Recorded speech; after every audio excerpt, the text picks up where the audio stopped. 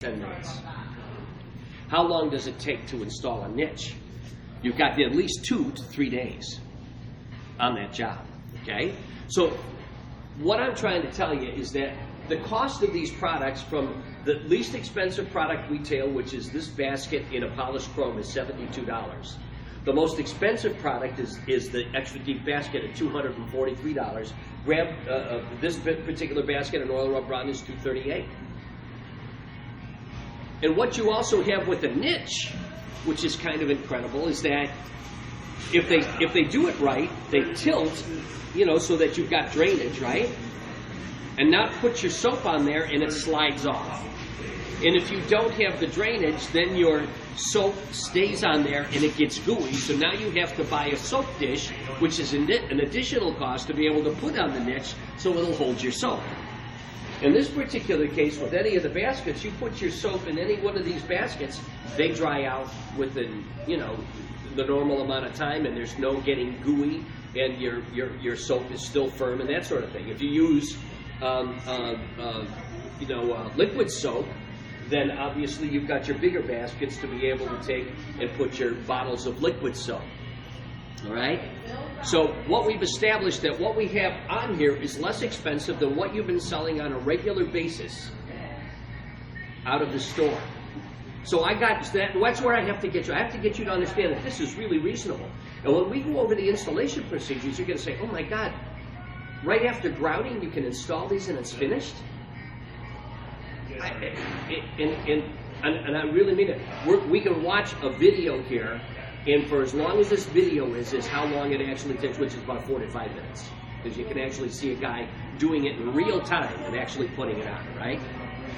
The other thing that people are concerned about is they take a look at it and they say, no, I'm not interested. I had something like that and it's going to rust. Well, you know, there are some things out there. Home Depot's got one, and Bed Bath & Beyond has one, and guess what? What it's made of underneath the finish is carbon steel. What happens when moisture gets to carbon steel? It rusts. Well, what about your water faucets? Did you ever think about your water faucets in your shower head? Why don't they rust? Did you think about it? It's because it's made of solid brass, and that's what these are made out of. Underneath these 3 finishes is solid brass. I don't care whether it's the parts that put it together, other than the stainless steel screws, or the actual piece itself. Underneath the electroplated brushed nickel or oil rub bronze or real chrome is solid brass. They are not going to rust. Now, you do have a 5-year warranty on the finish, but you have a lifetime warranty on the parts and everything that goes. Now, well, only 5 years for that kind of money? The thing is if you get stupid and you use acids or you use abrasives or do something silly, I mean, it's got some instructions. Everything has to be taken care of. When I take a shower, I take my polished chrome and I just wipe it down. I just do this with my washcloth and it's done. No hard water film, no problems at all. You can even take that washcloth and go in between, you know, the back and the sides. It's really very, very easy to clean. If you have a niche and the person sets it level and water collects in there, even if you sealed it, the water collecting there will eventually breed mold and mildew. There's no mold and mildew challenges here at all. So far we've got so many pluses. It doesn't rust. It's less expensive than what you've already been selling. It really fits the bill. It's a place to put it because all of your shampoo and all of the gizmos and the things that you put on your body to clean it can go in here in an orderly manner. The soap is not going to dissolve. The other thing that's happening, and I don't know what is your demographic that comes in here? What is the average age of the person, would you say, that comes in to shop at your tile outlet store? Maybe different than Fort Myers and Sarasota. Like 30 to 50. 30 to 50, okay. So it's kind of like the middle age bracket. There's not a lot of baby boomers coming in here? We get a few. A few? Well, the interesting thing is that if you take a look at some statistics, there have been some polls taken. There's more boomers today demographically than your age.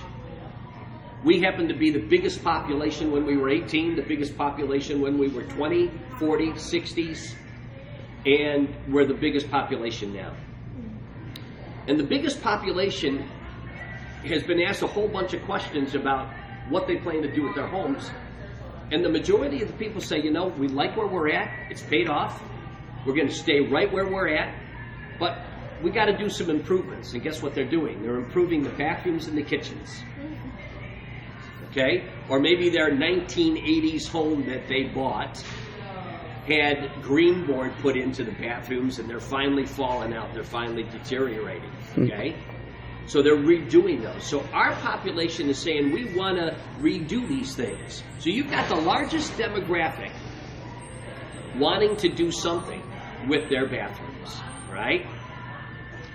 The other thing is a lot of the people say when they come in here and shop, you know, the grandkids are coming over, I'm just worried they're going to grab onto this soap dish and they're going to swing like an ape and we're going to have some problems.